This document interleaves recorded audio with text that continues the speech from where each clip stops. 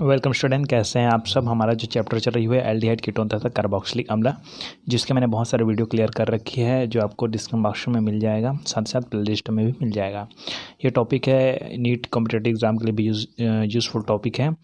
आज का हमारा जो टॉपिक है वो है एल्डिहाइड तथा कीटोन श्रेणी के प्रमुख यौगिक। इन यौगिकों के बारे में हम लोग पढ़ने वाले हैं। तो एल्डिहाइड और कीटोन तो हम लोग पढ़ चुके हैं ना। तो इसके अंतर्गत कौन कौन से यौगिक आने वाले हैं, जैसे कि एल्डिहाइड के अंदर आता है आपका फॉर्मेल्डिहाइड आता है, एस्टेल्डिहाइड आता है, कीटोन के अंदर आता है आपका एसीटोन आता है। ये सब के बारे में हम लोग आगे पढ़ने वाले हैं। तो आज का जो मेन टॉपिक है मेरा वो है एस्टेल्डिहाइड बनाने के प्रयोगशाला विधि, अर्थात एथेनॉल बनाने के प्रयोगशाला विधि। लेकिन पहले मैं फॉर्मेल्डिहाइड को समझाना चाहता हूँ। क्यों? क्योंकि फॉर्मेल्डिहाइड को जब तक नहीं समझोगे तब तक आप एस्टेल्डिहाइड कैसे समझ पाओगे। क्लियर है? तो एस्टेल्डिहाइड अथवा मेथेनॉल नहीं ना, मेथेनॉल बनाने के प्रयोगशाला विधि। तो सबसे पहले मैं इनकी जानकारी दे देता हूँ कि फॉर्मेल्डिहाइड है वो एल्डिहाइड श्रेणी का प्रथम सदस्य है, याद रखिएगा, है ना।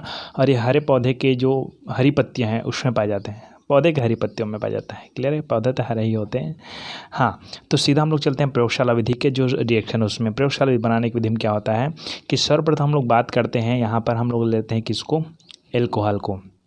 एल्कोहल लेते हैं, एल्कोहल के 2 मोल लेते हैं, है ना, 2 अणु लेते हैं, और यहाँ पर जो ऑक्सीकरण कराते हैं। ठीक है, वैसे तो कई जगह क्या होता है, बहुत सारे चैनल में आपको O2 के रूप में दिया जाएगा। ठीक है, O2 के रूप में, उसको भी समझाऊंगा मैं भी जस्ट बाद में। तो पहले आप समझ लीजिए इतना, है ना। CH3OH है ना, इसके 2 मोल लेते हैं, है ना, और यहाँ पर O2 के रूप में लेते हैं। लेकिन यहाँ पर मैं नवजात ऑक्सीजन के बारे में बात कर रहा हूँ, है ना। और यहाँ पर हम लेते हैं प्लेटिनम एस्बेस्टस, है ना, एस्बेस्टस, है ना। इस और लेते हैं हम लोग टेम्परेचर 300 से 400 डिग्री सेल्सियस, है ना। अब यहाँ पर रिएक्शन देखिए ध्यान से। रिएक्शन क्या होता है कि यहाँ पर इसके एक अणु में भी क्रिया हो सकती है, कोई दिक्कत नहीं। देखिए यहाँ पर जैसे कि CH3OH प्लस O, है ना, इसके अंदर क्रिया करवाते हैं। तो CH3 क्या है अपने पास है, एक हाइड्रोजन ऊपर, एक हाइड्रोजन यहाँ, एक हाइड्रोजन यहाँ, और क्या है अपने पास है OH, क्या है OH, ऑक्सीजन की क्रिया करवा देंगे। तो ऑक्सीजन के अंदर क्रिया करवाएंगे तो क्या हो जाएगा अपने पास, यहाँ से ऐसे 2 तरीका बताऊंगा मैं, देखना, है ना। यहाँ निकल जाएगा H2O, और क्या बन जाएगा HHCO, मतलब HC⋯OH। ये बन गया आपका क्या, फॉर्मेल्डिहाइड, सीधी बात। लेकिन कई जगह आपको मिलेगा कि इसका एक हाइड्रोजन और ऑक्सीजन तो इसका रहता है ना, और ऑक्सीजन हम लोग लेते हैं यहाँ से, ऑक्सीजन तो वहाँ से। देखिए 2 तरीका हो सकता है, HOH प्लस O, ये हो गया ना। तो इसका हाइड्रोजन और ये ऑक्सीजन, ये मिलकर बनाता है H2O। सबका बताने का अलग अलग तरीका होता है ना। मतलब इसका हाइड्रोजन और इसका हाइड्रोजन, देखिए इसमें मैंने OH और H को एक साथ निकाल दी थी। इसमें क्या होता है, एक हाइड्रोजन यहाँ से, एक ऑक्सीजन यहाँ से, तो ये तीनों निकल कर बना गया H2। और क्या बचेगा अपने पास, HCH और ये O। अब ये हो जाएगा आपका डबल बॉन्ड। क्यों? क्योंकि ऑक्सीजन और हाइड्रोजन के बीच एक बॉन्ड था जो कि टूट गया था। उसी तरह कार्बन और हाइड्रोजन के बीच एक बॉन्ड था जो टूट गया था। टूटा हुआ बॉन्ड मिलकर क्या बनेगा, डबल बॉन्ड बनेगा। ये इस तरह से बनता है।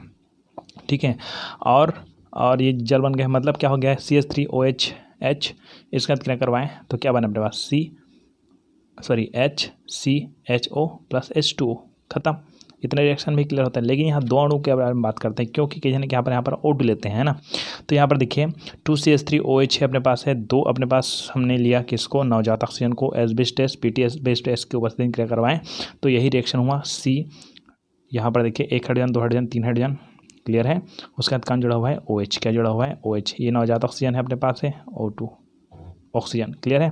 अब यहाँ से हाइड्रोजन दोनों तरफ से हाइड्रोजन निकला, और यहाँ से निकला ऑक्सीजन, तो क्या बनाएगा आपका H2O, क्या बनाया है H2O, है ना। और बचा क्या, CHHO, तो क्या बचा है HCH, और सिंगल बॉन्ड का तो ऑक्सीजन बचा हुआ है। लेकिन यहाँ तो 2 बॉन्ड क्लियर करते हैं ऑक्सीजन, तो ये हो गया आपका एस्टेल्डिहाइड। क्या बन गया, एस्टेल्डिहाइड। एकदम नॉर्मल तरीका है ये बताने का, क्लियर है। अब क्या होगा, मेंटेनेंस करना है, तो आपको पता है कि ऑक्सीजन की संख्या 2 है, तो इधर ऑक्सीजन की संख्या इधर 2 कर दीजिए, क्लियर है ना।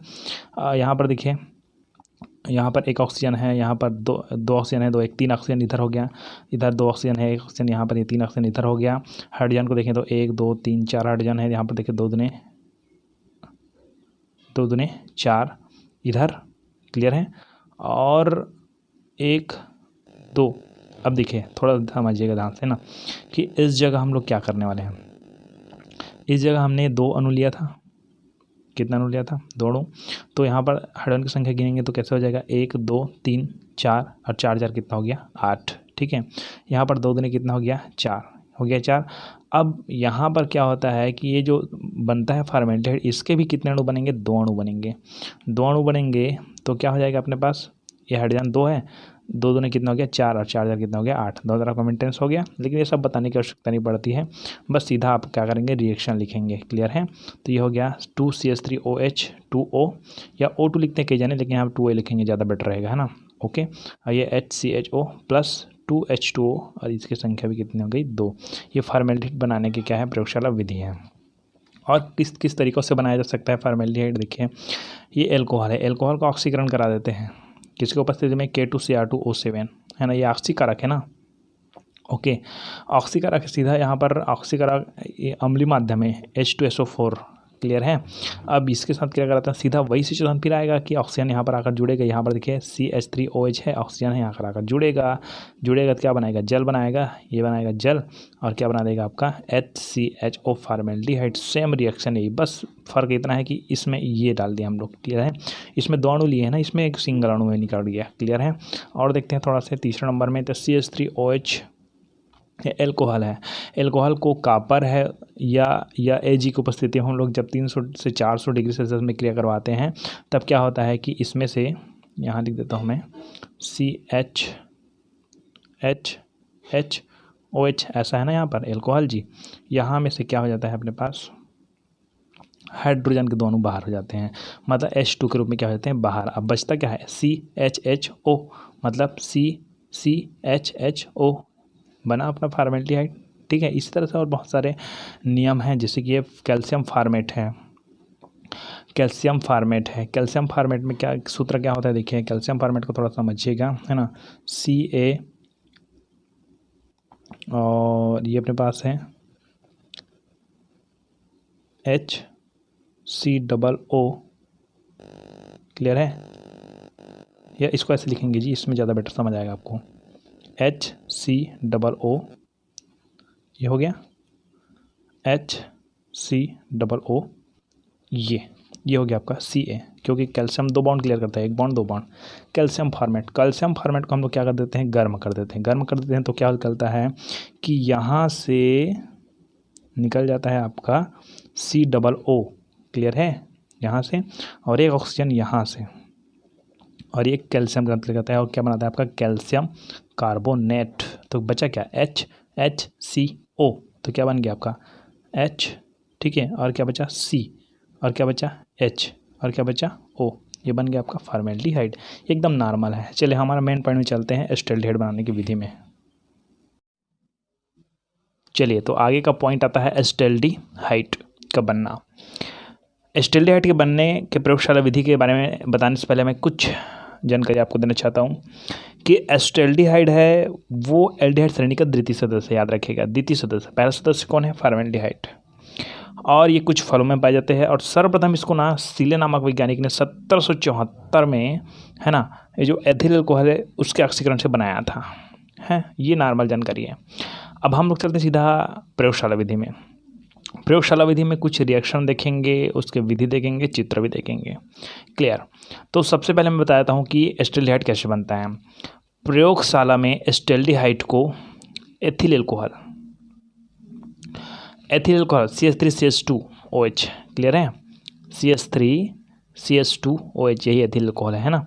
तो प्रयोगशाला में एस्टेल्डिहाइड को एथिल अल्कोहल के अम्लीय पोटेशियम डाइक्रोमेट, अम्लीय लिखने की भी जरूरत नहीं पड़ती है क्योंकि H2SO4 जुड़ा रहता है किसके साथ, पोटेशियम डाइक्रोमेट के साथ, है ना।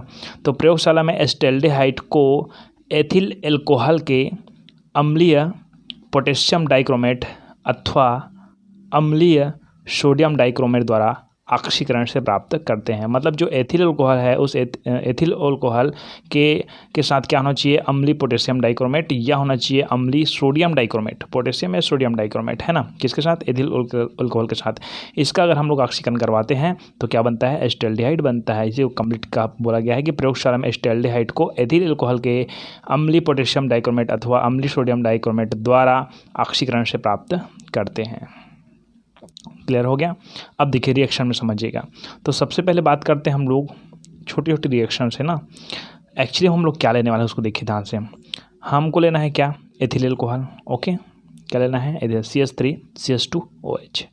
ये पहले से इसलिए बना रखी क्योंकि इसके जस्ट पीछे मैंने इनके वीडियो बनाए थे, कुछ कारणों से वो डिलीट हो गया, तो फिर से बना रहा हूँ। तो ये सब पहले से लिखा हुआ है ना।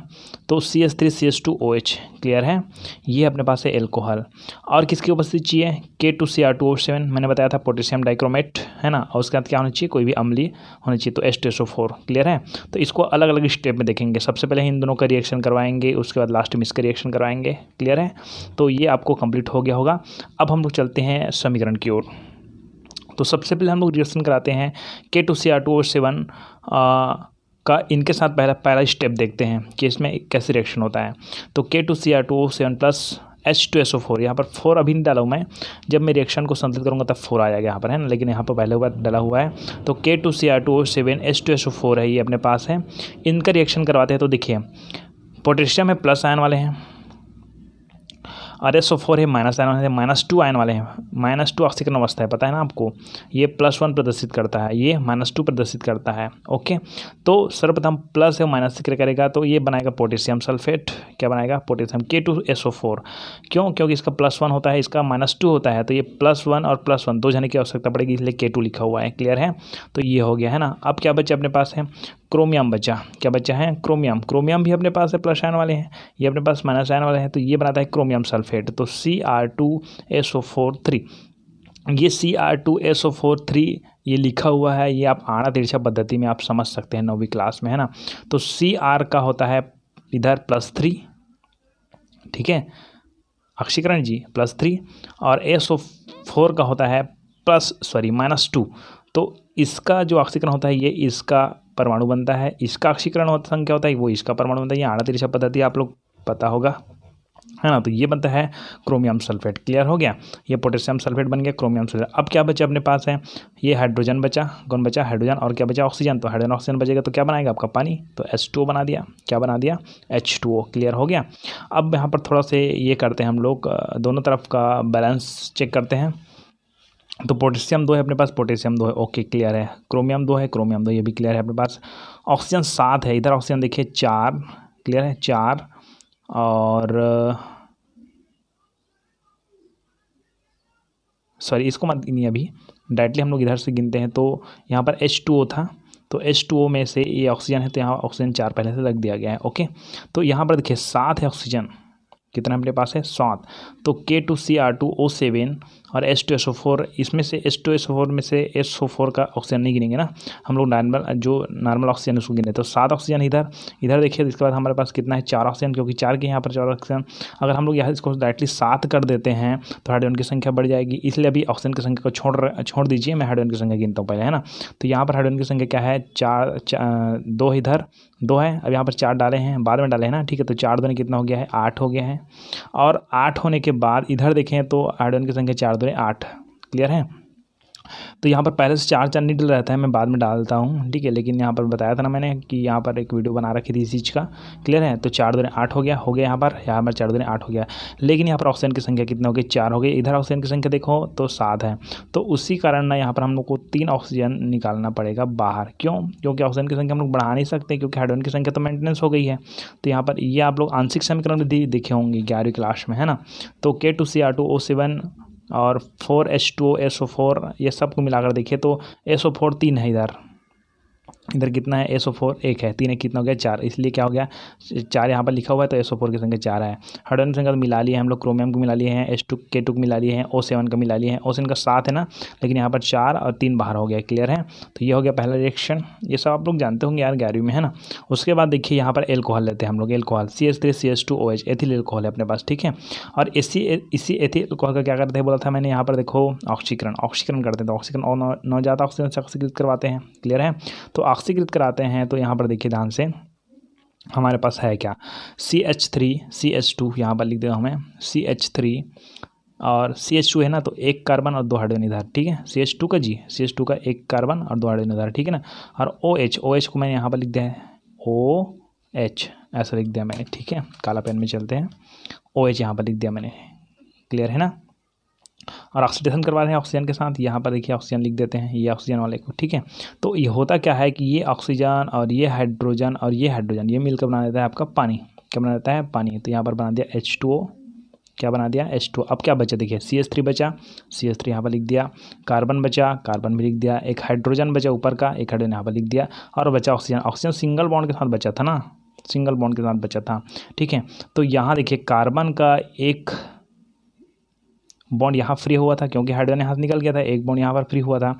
उसी तरह ऑक्सीजन का एक बॉन्ड यहाँ फ्री हुआ होगा क्योंकि ऑक्सीजन और हाइड्रोजन के बीच बॉन्ड था वो, तो एक बॉन्ड ऑक्सीजन का फ्री हुआ है और एक कार्बन का फ्री, तो दोनों को मिलाकर यहाँ पर एक और बॉन्ड बनाता है, तो यहाँ पर हो जाता है डबल बॉन्ड, क्लियर है। और यही आपका क्या है, मेन उत्पाद है एसिटाल्डिहाइड, CH3CHO, 2 कार्बन युक्त एसिटाल्डिहाइड, और ये जल।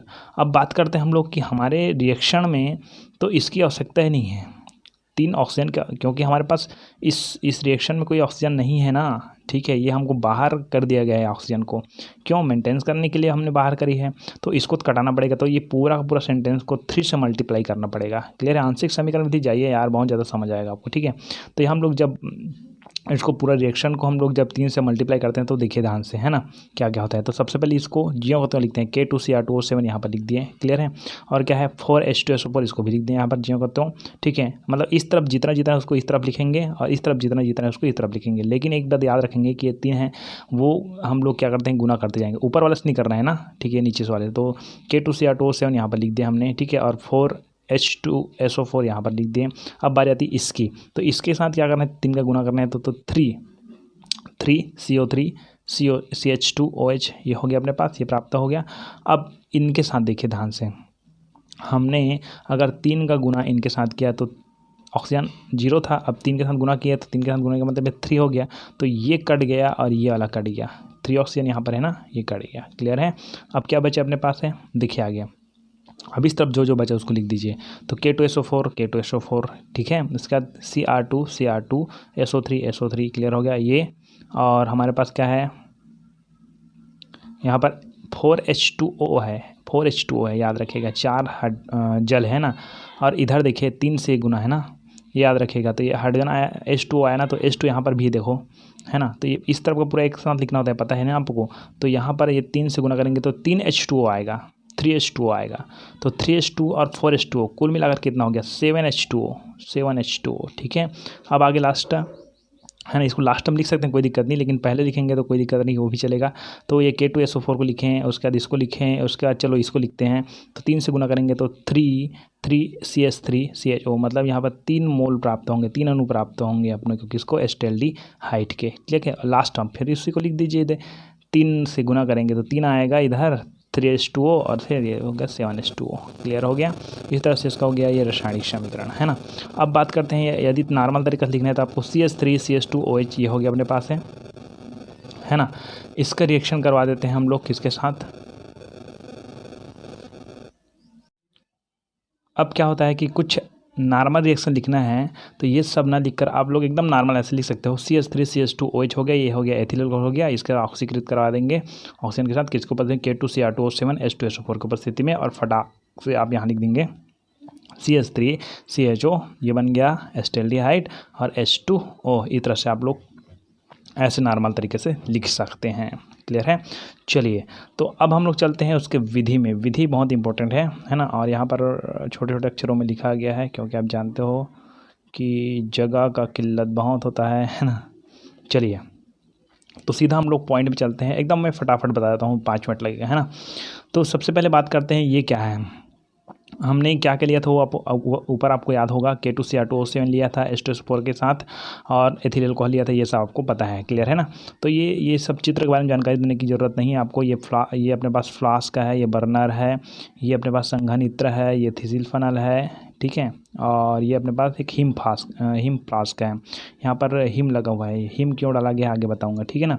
यहाँ पर ये पानी भरा हुआ है, ओके। तो सीधा देखिए विधि में, प्रयोगशाला विधि की सर्वप्रथम 25 ग्राम K2Cr2O7 को, यहाँ पर देखें 25 ग्राम पे K2Cr2, यहाँ पर लिखने की भी जरूरत नहीं, इसको सर्वप्रथम K2Cr2O को ऐसे लिख सकते हैं, ठीक है ना। तो सर्वप्रथम 25 ग्राम K2Cr2O7 को 100 ml जल में विलय करके एक गोल पेंदे के फ्लास्क में लेते हैं। तो ये गोल पेंदे के जो फ्लास्क है, उस फ्लास्क में क्या लिया गया है, K2Cr2O7 को, कितने ml, 100 ml जल के साथ, ठीक है, 100 ml जल के साथ लिया गया है। इस फ्लास्क को जल उष्मा के ऊपर रख कर उस पर बिंदुपाती कीप, देखिए इस फ्लास्क को डायरेक्टली बर्नर लैंप के नीचे नहीं रखेंगे, इसमें हम लोग क्या रखेंगे, यहाँ पर जल उष्मक के ऊपर, यहाँ पर देखिए ये वाला एक पात्र है, इसमें जल लगा हुआ है। तो जब गर्म होगा तो सबसे पहले ये जल गर्म होगा, उसके बाद ये गर्म होगा, डायरेक्टली बर्नर से गर्म। कई प्रयोग में आप लोग देखेंगे कि डायरेक्टली बर्नर से गर्म करते हैं, लेकिन यहाँ पर जल उष्मक रखा गया है ना। तो इस फ्लास्क को जल उष्मक के ऊपर रख कर उस पर बिंदुपाती कीप लगा दिए यहाँ पर, तथा संघनित्र लगा देते हैं, यहाँ पर इधर संघनित्र लगा देते हैं। क्लियर हो गया। ये संघनित्र क्या काम करता है, ठंडा करने का काम करता है, याद रखिएगा, क्योंकि यहाँ से हम लोग डालते हैं जल, क्या डालते हैं इसमें, जल। यहाँ पर क्योंकि यहाँ पर ये ऊष्मा के रूप में प्राप्त होता है ना, तो इसको जल के रूप में डालते हैं तो ठंडा करता है। ये यहाँ पर जल की उपयोग किया जाता है तो ये ठंडा हो जाती है, और यहाँ पर हमको जल द्रव के रूप में प्राप्त होता है, जो भी गैस प्राप्त होगा वो, ठीक है। गैस के रूप में पहले प्राप्त होता है, लेकिन लास्ट में गैस प्राप्त नहीं हो गया, आपने को क्या प्राप्त होगा, एस्टल्डिहाइड प्राप्त होगा। क्लियर है, किसके रूप में, द्रव के रूप में। तो आगे देखेंगे कि इस फ्लास्क को जल की उष्मा के ऊपर रखकर, इस फ्लास्क को जल की उष्मा के ऊपर रखकर उस पर बिंदुपाती कीप तथा संघनित्र लगा देते हैं। क्लियर हो गया। कीप में H2SO4 प्लस C2H5OH का मिश्रण लिया जाता है। देखिए ये बिंदुपाती कीप क्यों बोला जा रहा है, बताऊं कि बिंदुपाती इसलिए बोला जा रहा है क्योंकि यहाँ पर जब डालेंगे किस चीज़ को तो डायरेक्टली से नीचे नहीं आएगा, ये बिंदु बिंदु बिंदु बिंदु करके आएगा। क्यों, यहाँ पर एक ऐसा यंत्र लगाया गया ताकि ये फट सीधा ना जाए, बिंदु बिंदु करके आए, है ना। तो अब कीप में H2SO4 C2H5OH, ये एथिल अल्कोहल है अपने पास है, तो एथिल अल्कोहल और H2SO4 का मिश्रण लिया जाता है संघनित्र को 2 फ्लास्क से जोड़कर, ठीक है। ये संघनित्र है, उस संघनित्र को कितने फ्लास्क, 2 फ्लास्क से जोड़कर उन फ्लास्क को हिम मिश्रण में रख देते हैं। उस फ्लास्क किस में रख देते हैं, हिम मिश्रण रख देते हैं। क्लियर हो गया। अब गोल फ्लास्क को जल उष्मक पर गर्म करते हैं, गोल फ्लास्क को जल उष्मक कर क्या करते हैं, गर्म करते हैं। पहले जल उष्मक गर्म होगा, उसके बाद फ्लास्क गर्म होगा, है ना। तथा कीप से H2SO4 प्लस C2H5OH का मिश्रण बूंद बूंद करके डालते हैं। मतलब यहाँ का मिश्रण है वो बूंद बूंद करके यहाँ पर लाया जाता है, याद रखेगा, है ना। क्रिया के फलस्वरूप बनी वाष्प, क्रिया के फलस्वरूप यहाँ पर जब इसको डालेंगे और यहाँ पर K2Cr2O7 पहले से ही है ना, और जल भी है, तो उसका जब रिएक्शन करवाते हैं तो यहाँ से रिएक्शन होता है और यहाँ पर वाष्प के रूप में सबसे पहले एस्टल्डिहाइड प्राप्त होता है ना। तो क्रिया के फलस्वरूप बनी वाष्प संघनित्र से होकर जाती है, क्योंकि यहाँ से जाएगा ये संघनित्र से होकर जाएगा, संघनित्र से होकर जाती है।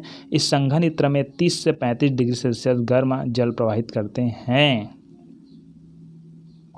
क्लियर है ना। तो जब यहाँ पर जल प्रवाहित करते हैं तथा संघनित्र का झुकाव गोल पेंदे की ओर रखते हैं। देखिए इसका झुकाव इस पेंदे की ओर है, क्यों है आगे देखेंगे, है ना। कि क्रिया के फलस्वरूप बनी वाष्प संघनित्र से होकर जाती है। इस संघनित्र में 30 से 35 डिग्री सेल्सियस गर्म जल प्रवाहित करते हैं तथा संघनित्र का झुकाव गोल पेंदे की ओर रखते हैं। इससे वाष्प में उपस्थित C2H5OH पुनः संघनित्र से होकर गोल पेंदे में फ्लास्क में आ जाती है। मतलब K2Cr2O7 यहाँ पर अंदर में है, जल भी है, H2SO4 भी है, C2H5OH भी है। तो जब यहाँ पर वाष्प के रूप में जब एस्टल्डिहाइड बनना शुरू होती है तो यहाँ पर ऐसे जाती है।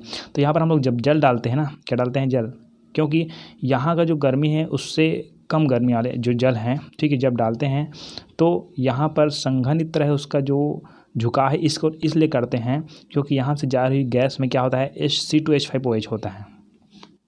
एथिल अल्कोहल होता है। अब एथिल अल्कोहल जब पूरा चला जाएगा तो हमारे पास जो प्राप्त होगा वो अशुद्ध प्राप्त होगा, है ना। वैसे भी प्राप्त होता है अशुद्ध ही होता है थोड़ा थोड़ा, है ना। लेकिन यहाँ पर जो एथिल अल्कोहल की मात्रा को वापस लाने के लिए इसके झुकाव की तरफ करता है, क्योंकि यहाँ पर गैस जब जाती है, यहाँ पर जल डालते हैं तो यहाँ पर संघनन का कार्य होती है, जिसका फलस्वरूप मेथिल अल्कोहल है एथिल अल्कोहल है वो फिर से वापस किस में आ जाती है, प्लास्का में आ जाती है। तो क्लियर हो गया।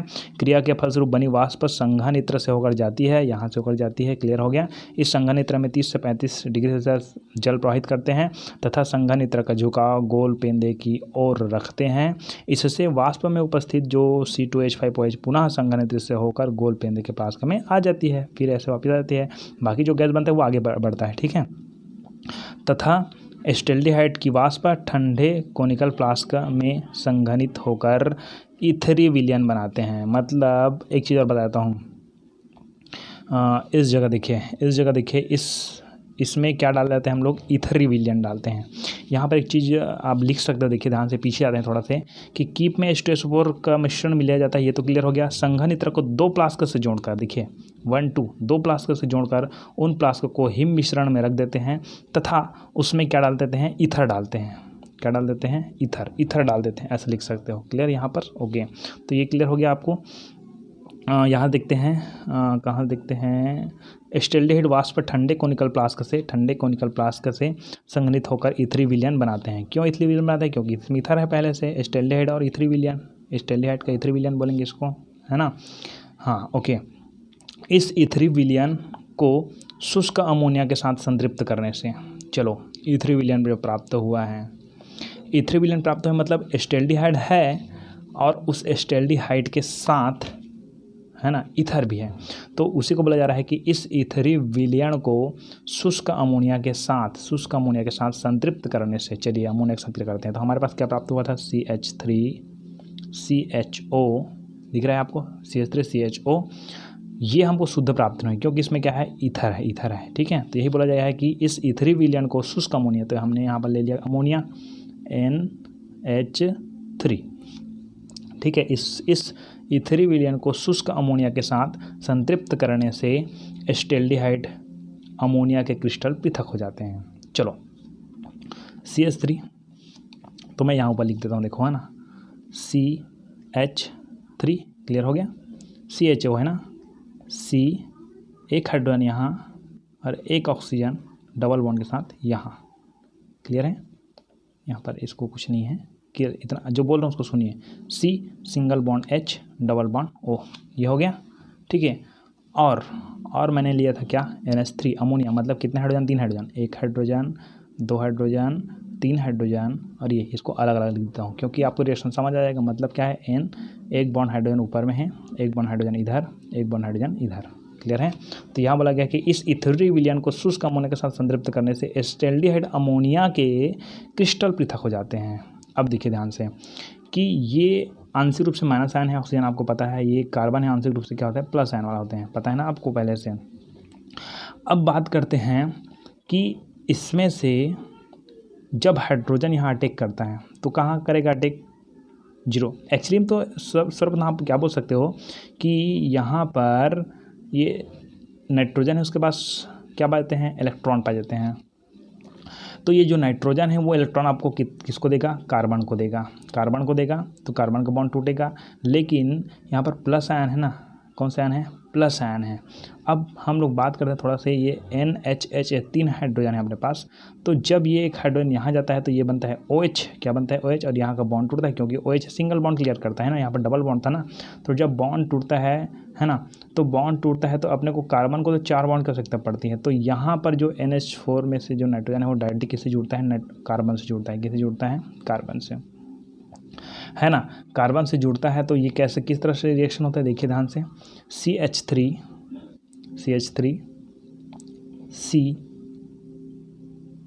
CH, इसको रहने दो, CH3 CH, और ऊपर में एक हाइड्रोजन आकर जुड़ा मतलब OH, क्लियर है।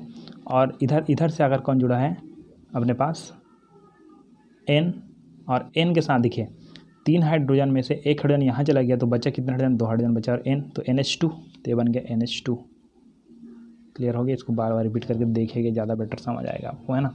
इस जगह अलग अलग तरीक़ा बताते हैं, सब अपना अपना तरीका है ना। कई जने क्या बोलते हैं कि आंशिक रूप से प्लस है, ये आंशिक रूप से माइनस है, ये प्लस आयन वाला है, मतलब इलेक्ट्रॉन की कमी होगी, सीधी बात है। तो ये नाइट्रोजन क्या करेगा, इलेक्ट्रॉन देगा क्या जी इसको, क्योंकि नाइट्रोजन के पास इलेक्ट्रॉन है, इलेक्ट्रॉन देगा तो यहाँ जुड़ेगा, तो जुड़ गया क्या कि इसके साथ NH2 के रूप में जुड़ गया, ठीक है। लेकिन जब यहाँ पर जुड़ता है तो यहाँ पर तो 1 2 3 4 5 बॉन्ड हो जाएगा ना। तो ये OH का एक बॉन्ड टूटता है और एक OH का एक बॉन्ड टूटने के कारण यहाँ पर क्या होता है, ऑक्सीजन का एक बॉन्ड फ्री हो जाता है और इसका एक हाइड्रोजन इसके ऊपर चला जाता है, ख़त्म। क्लियर है। तो इस तरह से ये अपने को प्राप्त हो गया है क्या, एसिटाल्डिहाइड अमोनिया के क्रिस्टल। अब अपना लास्ट पॉइंट में चलते हैं। क्लियर। अब इसका मतलब ये हो गया कि एसिटाल्डिहाइड अमोनिया के क्रिस्टल पृथक हो गए, मतलब हमने को यहाँ पर एसिटाल्डिहाइड भी प्राप्त है और ये अमोनिया जुड़ा हुआ है। क्लियर है, मतलब इसके हमारे पास क्रिस्टल प्राप्त हुए हैं। अब लास्ट पॉइंट में क्या होगा, देखिए ये जो रिएक्शन है, आप रिएक्शन को जस्ट चित्र के ऊपर लिख सकते हो या तो इस विधि के जस्ट नीचे लिखोगे, है ना। तो मतलब यहाँ पर आप पॉइंट डाल दोगे कि शुद्ध एसिटाल्डिहाइड कैसे प्राप्त करते हैं करके, यह तो नहीं ज़रूरत भी नहीं है, ठीक है ना। तो ये तो क्लियर हो गया, आपको ये समझ आ गया। अब देखिए देखिए हमको एसिटाल्डिहाइड अमोनिया के क्रिस्टल प्राप्त हुए हैं, है ना, जिसका तनु H2SO4 के साथ आसवन कराने पर शुद्ध एसिटाल्डिहाइड प्राप्त होता है। चलिए अब यहाँ से आपका मेन रिएक्शन, आपको रिएक्शन का जो लास्ट उत्पाद है हमको जो प्राप्त हुआ है, ये वाला प्राप्त हुआ था, तो वो E3 एसिटाल्डिहाइड था, ठीक है। और यहाँ पर एसिटाल्डिहाइड और अमोनिया के क्रिस्टल प्राप्त हुए थे, है ना। एमीन कह सकते हो, वहाँ पर NH2 है तो, लेकिन यहाँ पर अमोनिया की बात करते हैं। अब इसी का हम लोग को आश्रम कराना है H2SO4 के साथ। तो ध्यान से देखिए हमारे पास क्या है, क्या प्राप्त है, देखो यहाँ पर लिखा हुआ है CH3 CHOH NH2, ये प्राप्त हुआ है अपने को, है ना। और किसके साथ करवाना है, H2SO4 के साथ आश्रम कराना है। किसके साथ, H2, तो 2 हाइड्रोजन ना, H2SO4 के साथ। एक चीज़ और बता देता हूँ यहाँ पर, यहाँ पर हम लोग लेते हैं किसके, ये जो हमको क्रिस्टल प्राप्त है उसके 2 अणु लेते हैं, ठीक है ना। 2 अणु लेते हैं, मतलब CH3 CHOH NH2, ऐसा 2 अणु के साथ रिएक्शन करवाते हैं हम लोग, है ना। यहाँ पर ऐसा नहीं होना, 2 अणु के साथ रिएक्शन करवाते हैं। क्लियर है। अब क्योंकि हमको जो उत्पाद प्राप्त है उसमें हमको थोड़ी पता कि कितने अणु प्राप्त हुए अपने को, क्लियर है ना। मतलब जो प्राप्त हुआ है वो पूरा हमको अणु के रूप में एकदम फिक्स नहीं होता है ना, पता नहीं होता है। क्लियर है। तो हम इसको 2 अणु लेते हैं, हम दोनों रिएक्शन कर देते हैं। तो यहाँ पर देखिए CH3 CHOH CH3 CHOH ये हो गया। तो यहाँ देखिए एक हाइड्रोजन यहाँ से निकलेगा, NH2 यहाँ से निकलेगा, तो कितने हाइड्रोजन हो गए इसके, 2 हाइड्रोजन इधर, 1 हाइड्रोजन 3 हाइड्रोजन, और 1 हाइड्रोजन यहाँ का निकलेगा। तो क्या हो जाएगा N और H2 था ना, 1 हाइड्रोजन और यहाँ 2, कुल मिला के कितने हाइड्रोजन, 4 हाइड्रोजन। क्लियर है। सेम सिचुएशन यहाँ एक ये और इस H2 है ना, तो 1 हाइड्रोजन तो निकल गया, 1 हाइड्रोजन बचा ना। क्लियर है। तो यहाँ पर भी बनेगा NH4, तो NH4 कितने बना, 2 बना। क्लियर है। और क्या अपने पास है, SO4 आप तो जानते हो कि इसका होता है -2 SO4 का जी, और NH का होता है +1 ऑक्सीकरण अवस्था जी, ऑक्सीकरण संख्या। तो क्या होता है, +1 होता है, इसका -2, मतलब 2 NH4 की आवश्यकता पड़ेगी। तो समझ आ गया आपको, NH4 कितना बना है, 2 बना है। तो हमारा उत्पाद क्या बनेगा, इसका उत्पाद बनेगा अपने पास NH4 अमोनियम सल्फेट प्लस, देखिए अब क्या बचा, CH3 CH बस, और यहाँ पर हाइड्रोजन निकल गया, मतलब O बस बचा, मतलब CH3 CH और O ऐसा बस बचा, है ना। तो यहाँ देखिए भाई, ये ऑक्सीजन डबल बॉन्ड क्लियर करता है और कार्बन 4 बॉन्ड क्लियर करता है, तो 4 बॉन्ड क्लियर करता है, ऐसे करेगा। क्लियर है। और इसके भी कितने अणु प्राप्त होंगे, एक इधर भी है, एक इधर, मतलब 2 अणु प्राप्त होंगे, ठीक है। तो इसी को ऐसे लिखा गया है, देखिए ध्यान से, कि CH3 CHOH NH2 लिखा हुआ है। इसका रिएक्शन करवाएं हम लोग H2SO4 के साथ, तब क्या प्राप्त अपने को, CH3 CHO कितने अणु, 2 अणु, ठीक है, प्लस और क्या प्राप्त हो गया है, NH4 2SO4 अमोनियम सल्फेट। तो इस तरह से आपका ये एसिटाल्डिहाइड बनाने की क्रिया है वो कंप्लीट हो गई है ना।